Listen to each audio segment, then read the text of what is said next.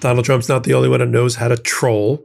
The United States Supreme Court knows how to troll right back, and they had a perfect opportunity with lawyer, an advocate's advocate, a person who was 46 years in the Solicitor General's office, Edwin Kneedler, who finally gave his 160th oral argument on behalf of the United States of America. And what did the Supreme Court justices do? In unison, led by the Chief Justice Roberts, gave him a standing ovation. You know how many times in the history of the Supreme Court justices have led a standing ovation? You can count on no fingers. And there's a message that they were sending back to Donald Trump. I'll break it down for you right here on Legal AF. And while you're here on Legal AF, hearing about standing ovations and weird things happening at the Supreme Court, hit the subscribe button. We're going to hit 600,000 this week, and it's all because of you. Now, there is a brain drain going on as career prosecutors, lawyers in the Department of Justice and throughout are heading for the exits.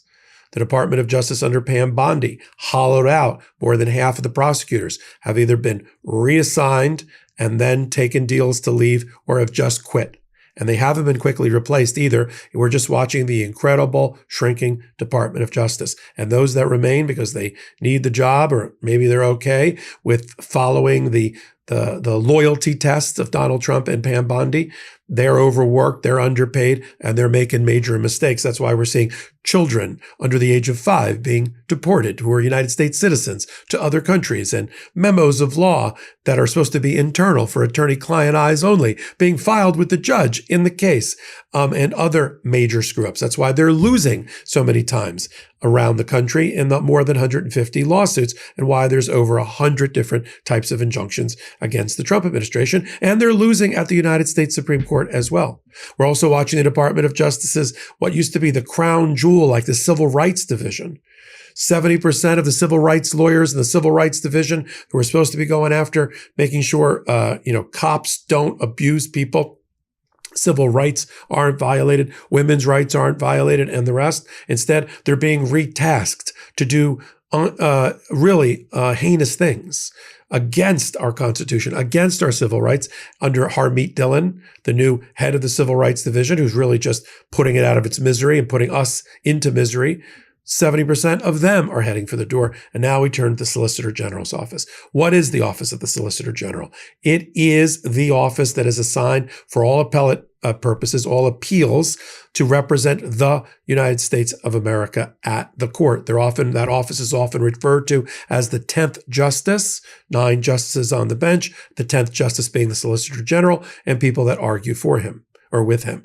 The Solicitor General doesn't argue all the cases. There's cases involving the United States. There could be 20 or 30 or 40 cases a term up at the court, and he doesn't argue all of them. John Sauer, formerly Donald Trump's appellate lawyer. So he has to rely on the office of the Solicitor General. That office, the Solicitor General, is considered the number 4 ranking person in the Department of Justice. The Solicitor General's office is considered to be the elite appeals lawyer, oral advocates. And what's happened now is the institutional knowledge, the font of wisdom, the one that's been mentoring and processing and making sure that all the lawyers there understand what it means and the great weight and the great privilege to be a Solicitor General. Edwin Kneedler, after 46 years and 160 oral arguments, is leaving. And that makes that office worse. When you only have 16 people in the office to begin with, 9 are leaving, including Edwin Kneedler, who just did a surprise retirement. Now, we know why he's leaving. He's leaving for the same reason the others are leaving, because they don't want to do Donald Trump's bidding any longer. They don't want to defend his lawless policies, his unconstitutional attacks, the attacks on the American people, the attacks on the rule of law. That's not what they get paid to do. That's not why they became basically faceless civil servants serving through a number of administrations in a nonpartisan way. And Kneedler's had enough. And so the messaging here, as half the office goes out the door, right, leaving 7 or 8 people left, if that. The messaging that the Supreme Court is sending back to Donald Trump is, we've had it with you.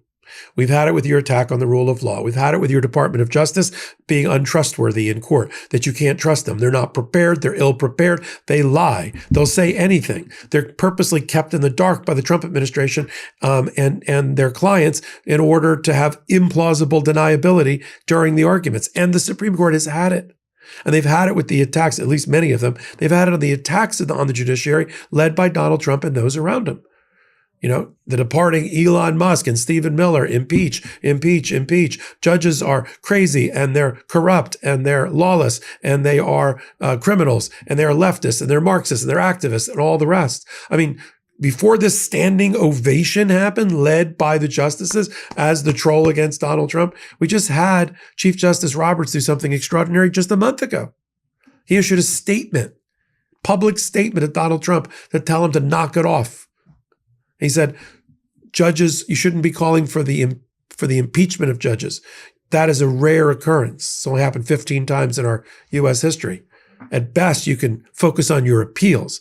Knock off the calls for impeachment against the people that are in my branch. That was a direct message, John Roberts publicly, to the head of the executive branch. It's extraordinary. It's never happened before in the history. The Chief Justice doesn't step off the pedestal and issue a statement.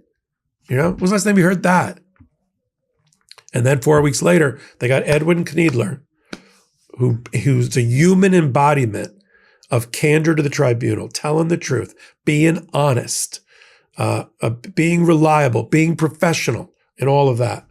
And Roberts wasn't going to let that time pass. At the end of an oral argument in a case, he called them back up to the podium, up to the lecterns, and he said, "I understand, Mr. Kneedler, that." I don't know if you know this, but that was your 160th oral argument. And he blushed because he's a very quiet and humble man. And he said, that's a modern day record. I understand that's going to be your last oral argument. And then he went on to extol the virtue of Edwin Kneedler, and by way of doing that, trolling Donald Trump, talking about his candor, his professionalism, his honesty, that we can trust you in this courtroom. Those are all things that are sorely lacking and missing from the Department of Justice and the Solicitor General's office under John Sauer and Donald Trump. And that was the messaging. Look, we're watching the Supreme Court trying to find its footing, right? Trying to figure out like how it can do these things and what it can do against a lawless president that it created. And one of the things they can do is they can stand up beaming in unison, all nine, and they can applaud. I mean, yes, they were applauding Edwin Kneedler, but they were applauding the rule of law. They were applauding their justice system under attack as they try to find a way to counterbalance Donald Trump. And that's what we're watching. It was a little covered story. In fact, I barely caught it in the papers. I mean, it was last week at the end of an oral argument, standing ovations, but this doesn't happen. And the reason it's happening now in these extraordinary times, we're seeing extraordinary new things, weird things happening, right? Why? Because we have to find a counterweight and counterbalance to Donald Trump. That's it, once and for all. You're doing that. You're doing your part. You're here on Legal AF, the YouTube channel, as we continue to build this pro-democracy channel. I'm doing it shoulder to shoulder with the brothers on the Midas Touch Network. You're doing it shoulder to shoulder with me and all the other contributors here on Legal AF. Take a minute, hit the subscribe button. We're going to hit, with your help, 600,000 subscribers this week on our march to 1 million. The bigger we get, the more your voice is heard. That's why we're mentioning it. It's for free. It helps me bring on new content, new contributors, and the rest. Take a minute, hit that subscribe button. Until my next reporting on all things Legal AF, here on Legal AF YouTube, on the Legal AF podcast, or on Midas Touch, I'm Michael Popok. In collaboration with the Midas Touch Network, we just launched the Legal AF YouTube channel. Help us build this pro-democracy channel where I'll be curating the top stories at the intersection of law and politics. Go to YouTube now and free subscribe at Legal AF MTN. That's at Legal AF MTN.